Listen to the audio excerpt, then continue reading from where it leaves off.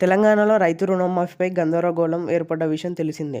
రైతులందరికీ రుణమాఫీ కాకపోవడంతో ఆందోళన చెందుతున్నారు. రాష్ట్రంలో 31,000 కోట్లు కేవలం రుణమాఫీ కేటాయిస్తామని చెప్పి 19,000 కోట్లు మాత్రమే రుణమాఫీ చేశారు. సాంకేతిక కారణాల చేత చాలామంది రైతులకు రుణమాఫీ కాలేదని, దాంతో రైతుల నుండి ఫిర్యాదులు స్వీకరించి ప్రభుత్వం ప్రత్యేక సెర్చ్ చేసింది.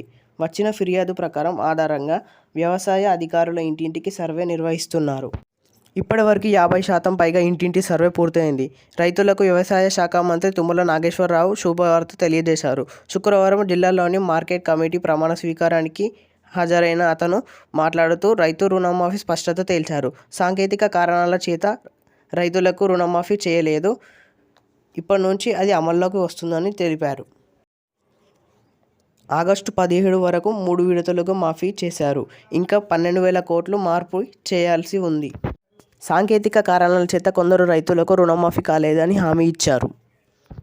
వీరందరికీ కూడా సర్వే కొనసాగుతుందని, అతి త్వరలో పూర్తి అవుతుందని, పూర్తయిన వెంటనే డబ్బులు రైతుల ఖాతాలో జమ కావడం జరుగుతుందని, రుణమాఫీ అందరికీ వర్తింప చేస్తామని రైతులకు భరోసా ఇచ్చారు మంత్రి తుమ్మల నాగేశ్వరరావు గారు.